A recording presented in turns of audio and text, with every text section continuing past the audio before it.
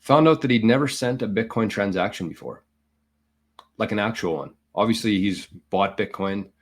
He's moved it from the exchange into his ledger, but never sent an actual Bitcoin transaction after being in Bitcoin for 7 years or more than 7 years.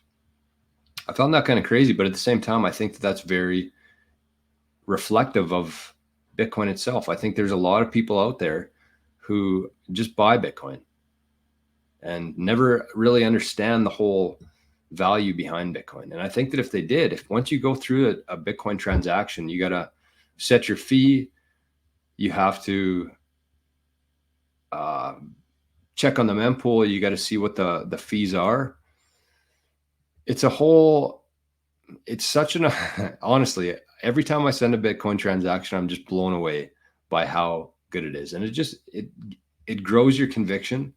It shows you why Bitcoin is going to win in the long run, no matter what else happens. This is the best, most efficient, most transparent, and permissionless way of sending value to each other. So it's going to win regardless. But point of that, understand how early we are. And if you haven't yet, if that sounds like you, if you've been in Bitcoin for a while now, just send a Bitcoin transaction, download a Sparrow wallet, send some Bitcoin to the Sparrow wallet, and go through the process of sending a Bitcoin transaction in Sparrow.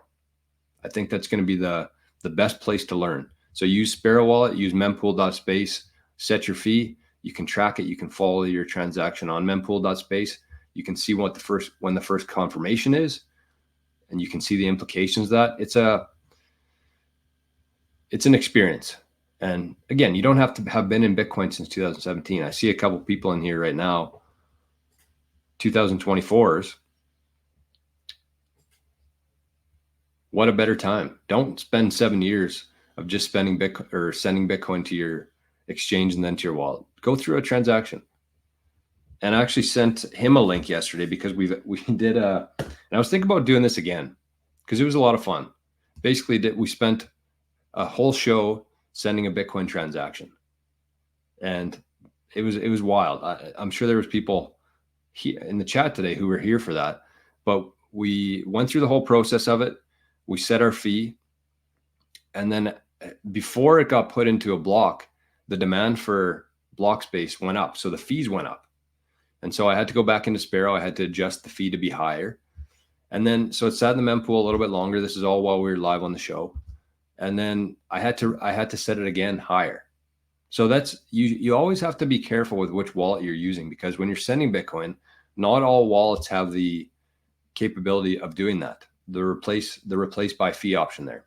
So that means if you set your fee too low and your transaction just sitting in the mempool, Sparrow actually gives you the ability to increase your fee, create a new transaction, increase your fee, so you have a better chance of getting into the next block or getting picked up by a miner. So if I remember, I'm going to put the link to that in the show notes today. So I'll just put the clip. It's about 40 minutes. You can watch it on like 1.5 speed, but it takes you through the whole process and how it was very stressful. It was very stressful, but I think that it was a really good learning experience for me and for people watching, I think.